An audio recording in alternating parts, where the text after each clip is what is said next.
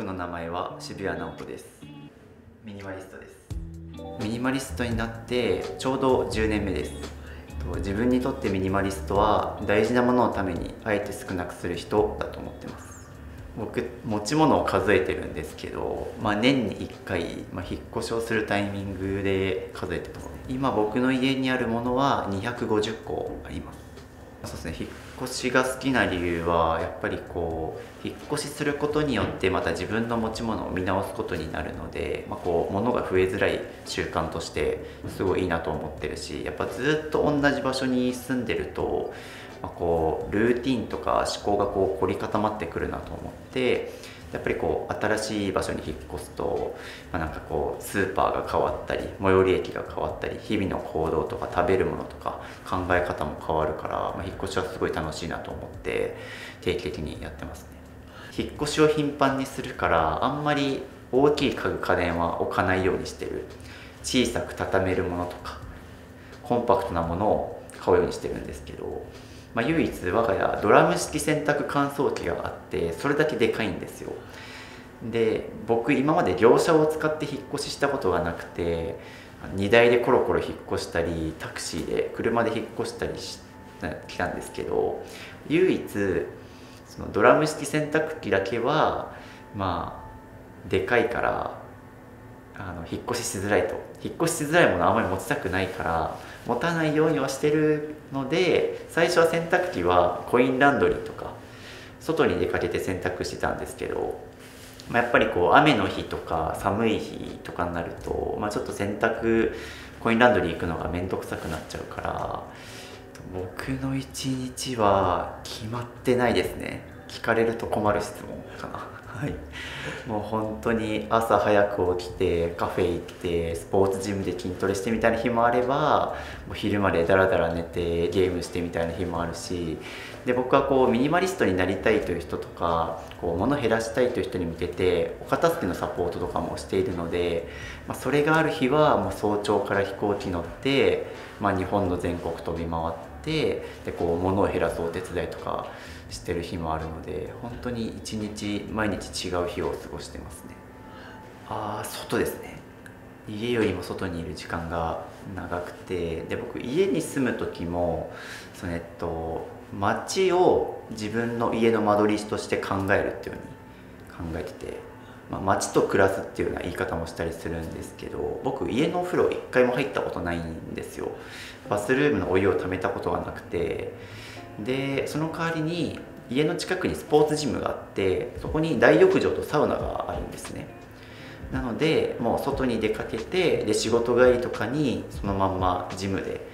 筋トレする日もあれば、筋トレせずにお風呂だけ入って、でそこで入浴を済ませて家に帰ってくるってした方が、まず僕はサウナ大好きなんですよ。家だとサウナ入れないし、お風呂入っても狭いじゃないですか。で電気代とかガス代もかかるけど、スポーツジムだったら毎月8000円くらいで、大浴場使い放題だし、サウナも入れるし、でもっと言うとそこでバスタオルとかレンタルできるから、もう家の洗い物もたまらないし、なのでそんな風に例えば仕事する時も、家でもする時あるんだけど、近所のカフェに行ったりコワーキングスペースも使うので、家だけで生活を完結させずに外で街と一緒に暮らすっていうのを意識してますね。なので外にいる時間の方が圧倒的に長いです。僕は結構ゲーム好きなんですよね。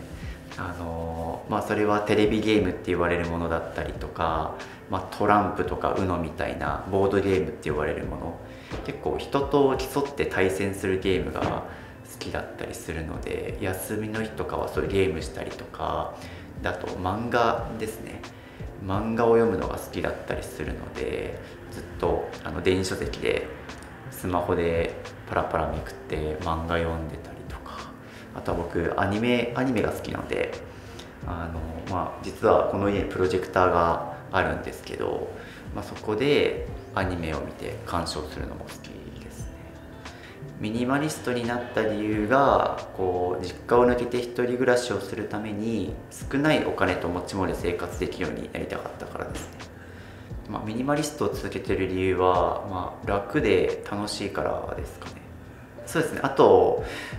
実は僕が着てる服もこれ自分でデザインした服なんですけど、こうミニマリスト目線でデザインした、アパレルブランドもレス JP っていう名前で作っていて、でこれはバックレスシャツっていう、名前の通りカバンいらずの手ぶらシャツっていうコンセプトで開発したもので、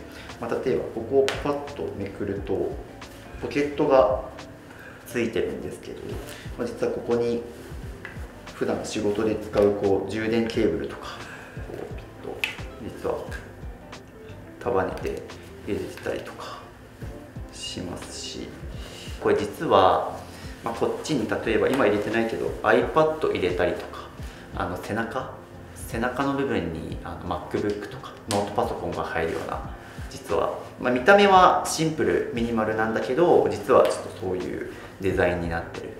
ミニマリスト目線の手ぶらシャツっていうのを自分で作ってたりします。趣味割と多いなと思って、さっき言ったゲームするとかアニメ見る、漫画見るとかサウナ行くとか旅行するとか、あと筋トレするとか、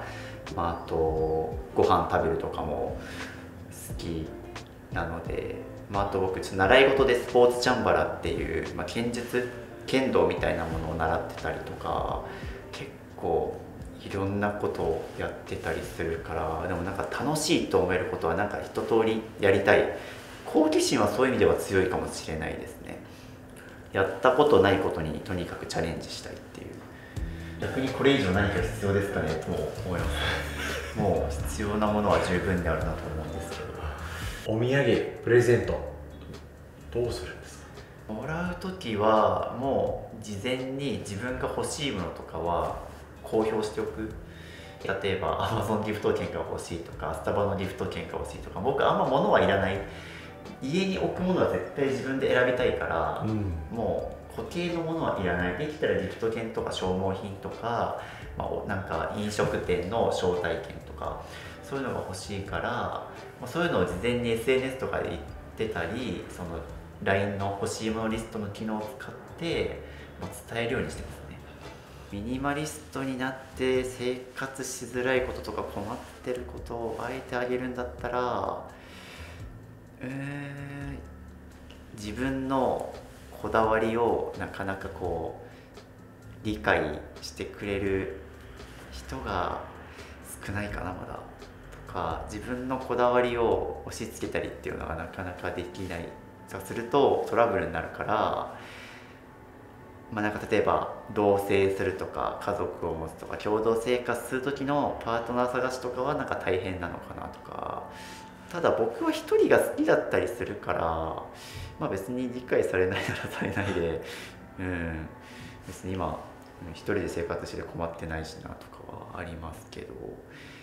今後結婚して家族ができた時とかにどうなるのかなとかは、結婚願望があるわけでもないんですけど、人間生きてたら、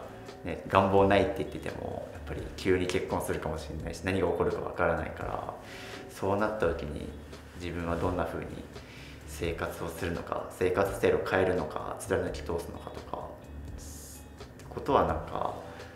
思ったりしますね。